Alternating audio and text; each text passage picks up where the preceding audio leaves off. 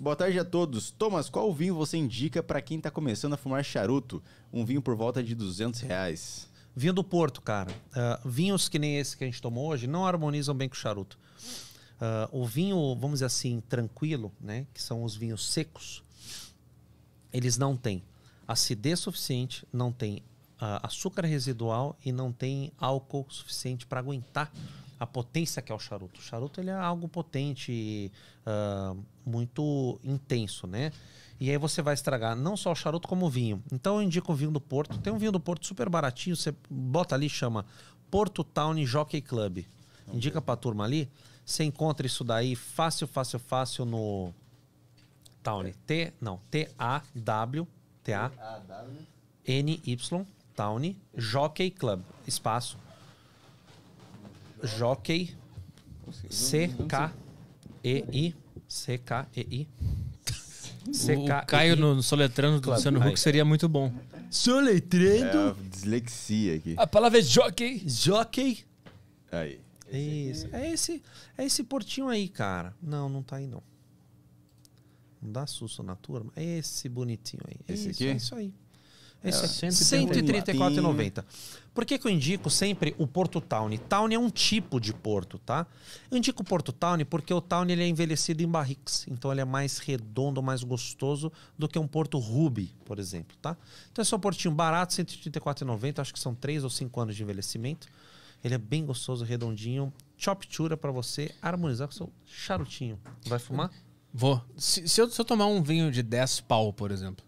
E eu tomar, 10 mil? É. E eu tomar outro de 5. Eu sinto a diferença? 5 mil, 10 mil? Depende dos vinhos. Se você tomar o mesmo vinho, safra diferente, 5, 10 mil, você vai sentir a diferença. Tem razão para o vinho custar 10 mil, outra para custar 5 mil. Eu sinto 5 mil reais a menos quando eu tomo ali o... Não, você não sente 5 mil reais a menos, você sente a diferença. A questão da precificação que é Solta o cavalo. Solta o cavalo daquele preço. Quis fazer uma piada que tu sente no sabor os 5 mil reais a menos ali. Você pode falar assim, uma garrafa de 10 mil reais, você vai dividir em 3 pessoas, cada taça, 3.333 reais custou esta taça. Puta lá, miséria. Caralho. Mas tu sente, tu sabe, isso aqui vale 10 pau. Quando tu toma um golinho... Nenhum vinho vale mais 500 reais.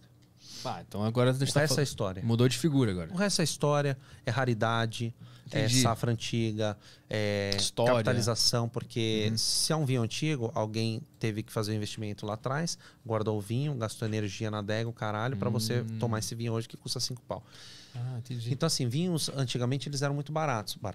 Você comprava, por exemplo, um Chateau Petrus hoje, que é 15, 20 mil reais... Isso na década de 70, em São Paulo, na Casa Santa Luzia, você comprava por $110. Mas quanto valiam $110 na época? Sim. Os $110 da época não são os mesmos $110 de hoje. Talvez 2, 3 mil dólares. Quanto vai valer? Então você tem a valorização do vinho também. Mesma coisa com o tabaco. Quanto custava na época uma caixa de Davidoff feita em Cuba? Na época devia custar 150, 200 dólares. Hoje custa 20 mil libras. O mesmo charuto daquela época. Envelhecido. É raridade, escassez, produção e qualidade.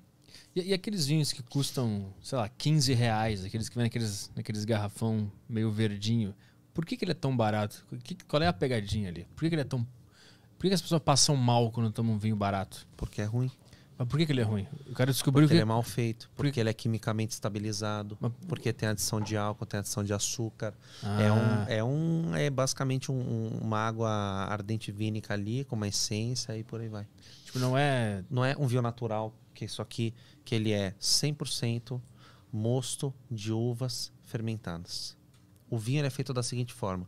Você tem a árvore, a planta, que chama-se parreira. Você tem uma parreira que para dar um fruto decente ela precisa de 10, 15 anos de vida. Então é basicamente um bonsai.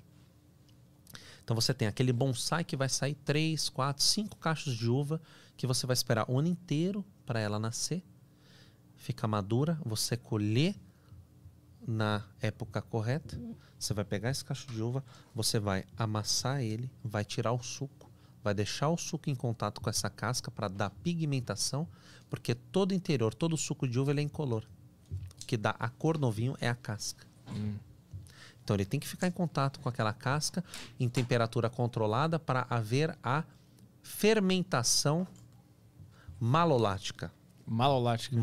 A fermentação malolática ela vai tornar o ácido malo, que é um ácido bem ácido, azedo, em lácteo. Então ele é o malolácteo.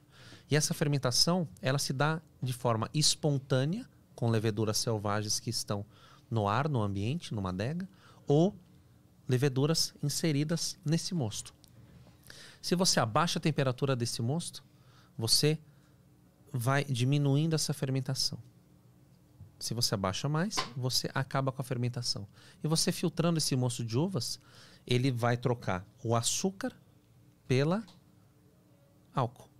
Então, essa levedura, que é uma levedura como se fosse uma levedura de pão, ela vai consumir o açúcar da uva natural, a doçura natural da uva, e vai transformar esse açúcar em álcool. É uma mágica o negócio. É uma alquimia. Isso que- é tudo natural, tá? Eu fico me Só perguntando que você tem que ter condições Sim. especiais para isso. Controle de temperatura é o mais indicado. Até 28 graus. Eu me pergunto quem é que descobriu isso. Quem foi o cara que entendeu que dava pra fazer todo esse esquema? O vinho ele surgiu na Geórgia. País hoje chamado Geórgia, sul da Rússia. Tá? Então ali é o berço do vinho e foi aprimorado pelos gregos e romanos. Mas eu fico imaginando como é que o cara viu a uva e pensou, dali eu posso fazer algo A cerveja ela é mais diferente. antiga que o vinho. Né? Aí vem da mesma... E vem do Ideia. mesmo princípio de você pegar e fermentar algo. Fermentar é você deixar um micro-organismo transformar o açúcar em álcool. Mas isso tudo são processos muito longos, né? Não. Não precisa... O processo de fermentação alcoólica é um processo que pode durar 10 dias, 15 dias. Mas já é longo para um cara que tá lá num lugar que não tinha tecnologia nenhuma. É, mas o tempo demorava para passar. É verdade lá, né? também. O cara não ficava no Instagram, né? Passando Não, feed. não. Ele Nem tinha no esse Tinder. tempo. Não ficava. Ele tinha tempo pra pensar. Então, quando você faz a fermentação alcoólica, você vai terminar com um suco de uva alcoólico. Menos doce. O vinho não é algo doce. Né? Menos doce e alcoólico. Então o álcool do vinho ele é natural. Ele Natural. surgiu a partir da própria natureza. Por que o álcool desse vinho de 15 pila, por que você passa tão mal? Porque o álcool... Porque é um álcool merda. É um álcool inserido, é um álcool adicionado. Ah. Aí você me fala, poxa, mas vinho do Porto também tem álcool adicionado. Que é a aguardente vínica. Mas é uma aguardente vínica, que é a bagaceira, que é como se fosse uma pinga de casca de uva, de boa qualidade. Super destilado e por aí vai. Mas não é normal o vinho ter um álcool adicionado. Ou todos eles têm algum nível. Não né? é pra ter. Entendi. Não é pra ter. Esse do não é Porto é uma Isso é uma... técnica deles. Não, isso é um pré-requisito para se chamar vinho do Porto, esse processo. Ah, Então é feito. Entendi. Então, vinho do Porto ele é feito o seguinte: esse processo que eu te falei, tá? De fermentação alcoólica, a fermentação malolática, e você adiciona aguardente vínica. Então você tem um vinho. Para que eles fazem isso? Porque eles querem manter o vinho com um açúcar alto, vinho do Porto é doce, certo? Eles querem manter um vinho com açúcar alto, uma doçura, mas ao mesmo tempo eles querem dar punch de álcool e ser algo extremamente longevo. O vinho do Porto, ele é longevo por duas razões: residual de açúcar e residual de álcool, o que gera uma acidez alta. Bebidas com uma acidez alta envelhecem bem.